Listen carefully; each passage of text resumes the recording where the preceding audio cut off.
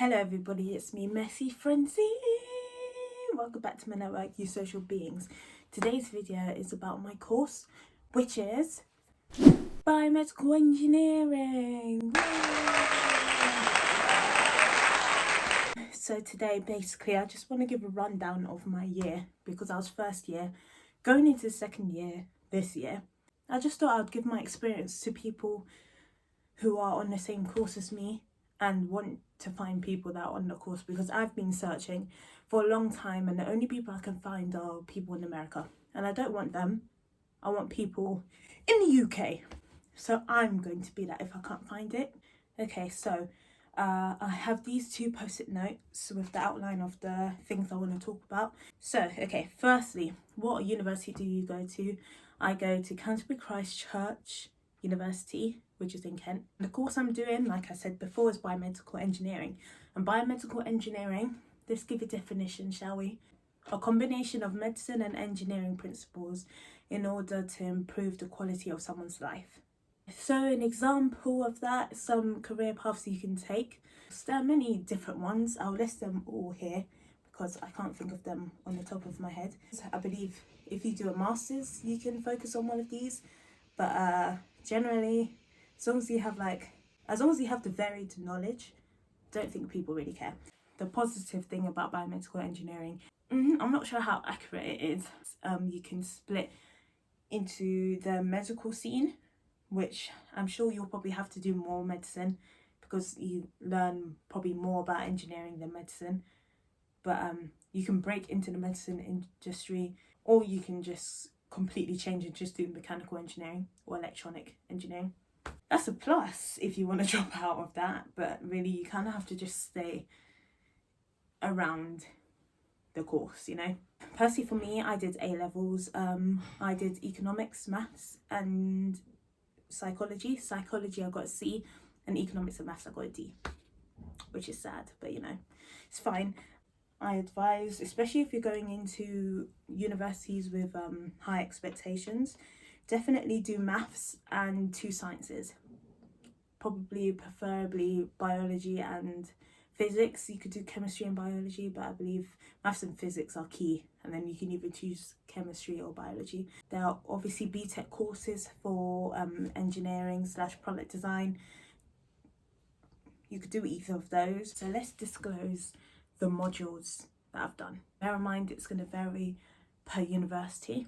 The modules on my course are computing and mathematics, engineering design, electromechanics, mechatronics and material engineering.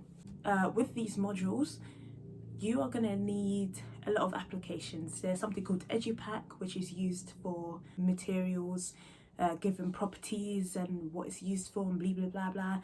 There's a MATLAB, which you use for coding. There's another one, I forgot what it's called. I was told to use it, but I don't remember. There's Tinkercad, Fusion 360. There's a few more, but I can't remember off the top of my head. Engineering in general requires a lot of applications, so make sure you get your list of applications before you start, because they're necessary, and to be fair, you can't pass your course without any of them. So I was given a reading list because most of my stuff was done online. Didn't read anything, only read online, and I managed to pass everything. So bear in mind, this is first year, so I might have just scraped by. Foundation year and first year, I believe you can just scrape by just reading online. Second and third year, you're going to have to get precise, I believe. I'm sure of it. So don't follow my example. Follow what your lecturers tell you. Some modules such as material engineering and mechatronics involved practical work. So at least for me, mechatronics, we were provided with 3 machines, one by Mitsubishi, but you'll see it around quite a bit, I'm sure, if your university has a lab. Sawyer, you might see. There's another one, but I don't remember what it's called. Yeah, you'll be using machinery You're gonna have to do a safety form, get PPE, so lab coats and goggles. You're gonna have to do training on machines. So it's a whole process, but that's what we like in it. We love practical. Theory is the issue because those equations, I'll give you an example here. Not for me, no. Lucky for me, the maths wasn't that involved, I guess. The only maths that was involved for my course was mainly just A-level maths, plus a few other things on top of that. So it was quite easy, at least for me. If you did A-level maths, keep up to date with that, because if you forget anything, especially for the first year, then if it reoccurs again and you're going to have to relearn it, plus other things on top, it's going to get a bit Talked about mechatronics, material engineering. There's usually like samples of metals. Some might provide wood, my university didn't. And you know, there's like machines to test the strength of the materials and things like tensile strength, durability, blah blah blah, ductility. You'll learn that on the course. I've heard other people that are doing my course, they come across things like fluid dynamics, which I think I'm coming across next year, which I'm scared for. But overall, I found the practical quite enjoyable. Even the theory was quite enjoyable, like learning things and you apply it to real life and you're like, why am I thinking of this now when I'm using a toilet seat? But you know, you start to link things to things, which is great. And that's how you can prove to yourself that you're learning. Learn the stuff you need to learn for your exams and stuff, and then learn the stuff you want to on top, because at least you could pass your exam. And then if you want to learn things on top, you could do that in your own time on your own side research and include that in your assignments.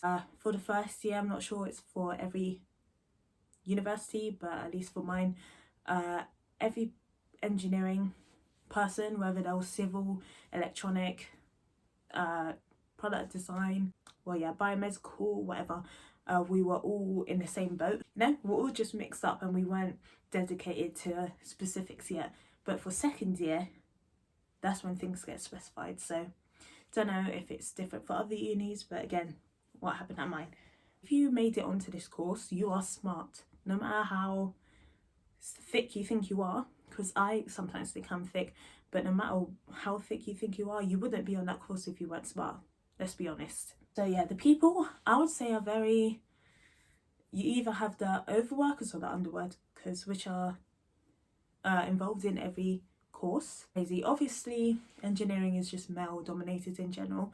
So you have the hardworking boys, which are quite a few of them, who like just stay to themselves and not very social. You can still talk to them and have like jokes with them, but they're very like reserved people. You know, don't force yourself onto people. Some people are only there for the course. So if people are just there for the course and they're not reciprocating your energy back, just ignore them and let them come to you, or just speak based on course levels or group levels. Get me? There's a lot of group work involved, so you're gonna have to socialize with people a lot. The only time really you do things individually is when you're learning stuff, obviously, because you have to know how yourself learns, and then your assignments and practicals, you get assessed by yourself. So you have to work well as a team, but also know how to single yourself out and make sure you get the best grades possible. That's kind of a balance you'll have to find out, but that only comes with practice. Okay, so we have the boys that are either very smart or not quite smart, but they work extremely hard to understand the content and get high grades and stay in the high mark criteria basically, and that's fine. But they tend to be not so social. There's boys that are just boys, they're just calm, cool, collected. They're smart, but they don't let you know it until you see like a 100% pass mark and you're like, huh? And then they're like, oh yeah, I didn't know what this assignment was about, but I did it. Like, they're liars. You know, if they say they don't know what the assignment is about and they pass, ignore them. Don't help them, let them help you. Okay, that's why you got to be friends with everyone on the course, because engineering is a course where you struggle a lot. And I'm sure there's quite a bit of competition, because at least personally for me, I try to help everyone, but of course there's some things you want to keep for yourself to get a higher grade, you know? So always keep a small part of information to yourself to include in your essays and stuff, so you're not the same as everyone else. But trust me, if you're lucky, you're going to have a class where you all talk to each other and you're very social and you help each other a lot. Then we have boys, which I had in my group quite a bit. They're the passerbyers, I call them. There are girls in my group. There are multiple groups. In my university, there's groups A to H. So A, B, C, D, E, F, G, H, K. There's 8 groups. I was in group H, and there were 3 girls, including myself, on that course. In another group, there were 5 girls, I believe. Well, all the girls are friends, because I think as soon as you find another girl on the course, you want to be friends with them, because obviously you can relate to them because they're girls. Like I was saying, you have the passerbyers. So the passerbyers are kind of mini story time. I had 2 boys in my group. I was with another girl and I was with 2 boys. One of the boys was very talkative, but not about the project. Like, he didn't provide any ideas. If he did provide ideas, there was no reasoning behind it. There was no explanation. There was no logic. There was nothing. And then the other boy just didn't turn up at all. And then when he did turn up, he had all these brilliant ideas. He's a very smart boy. He had very brilliant ideas. But when me and the girl in my group, we wouldn't consider ourselves smart, like, compared to him, but we'd ask questions like, how is this going to work? How's the design of this? How is this mechanism going to work due to this? And he wouldn't have an answer for us. And then he would keep postponing it until the week of submittal, where things were too late. So yeah, this makes me just believe that girls are actually what the engineering industry needs, because the 3 girls in my class plus the 5 girls in the other class, they are immaculate. And I'm not saying that just because they're girls, and you know, it's rare to find girls in engineering, but all the projects we've come across that are done by girls, and like all the work behind it is great. You don't just do practical. So if you're asked to make a, you know, a tension meter, or, you know, flipping a bike or skateboard or something, which is stuff we had to do, you have to do the actual practical thing, and then you have to do written up work with it. So like the thought behind the design process, the practical thing, risk assessment, blah blah blah, all that jazz. If you want more information on that, let me know and I'll do a video on it.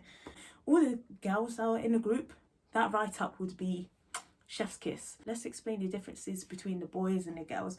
So the girls, I believe, think of everything then and there. They want things done quickly, and that's how I like things. I like to plan right then and there, know what everyone's doing, so people can go away and there's no excuse for you to not do your work, okay? No excuse, because I'm not failing because of you. That's the only thing I don't like about group work. But lecturers keep a tab on people they know are hard workers, and if you pass on individual things and fail on a group thing, it's obviously down to other people in the group if they know they fail other things, you know, so don't worry too much about that. And the girls think of everything then and there.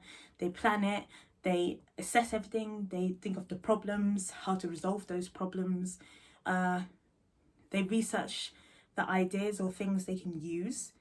They do it all within the first mentioning of the idea, and if people go along with it, then fine. If they don't, okay, next idea, same process. Boys, they just say an idea, everyone goes along with it, and then the further along you go, the more weeks that come along, the more problems you find, and then the more you realise you can't do that idea, and then it's too late to come up with another idea. I'd just like to add, from my course plus other people that are on a similar course / engineering, whatever, in a male-dominated industry, are quite misogynistic. Not all of them, but some of them, and they believe the ideas should run just because they're male and they're the provider or whatever. So to break those toxic traits, we gotta get more females in there and over-dominate them, because honestly we come up with bad ideas. Just want to say that. On to the next point.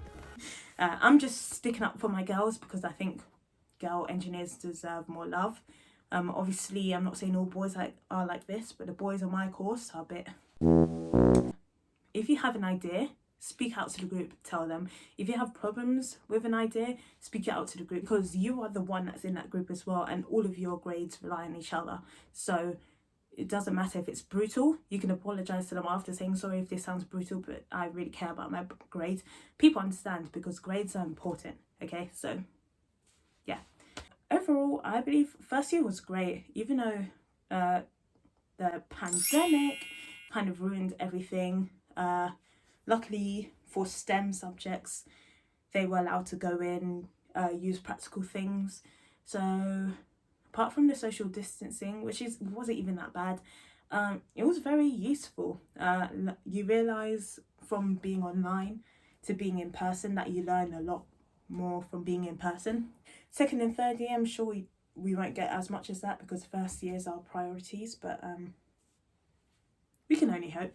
I felt like I didn't learn anything, but there was points, especially towards the end of the course, I picked up random points and just used them everywhere. Like I used points for material engineering and engineering design on a steak/breadboard.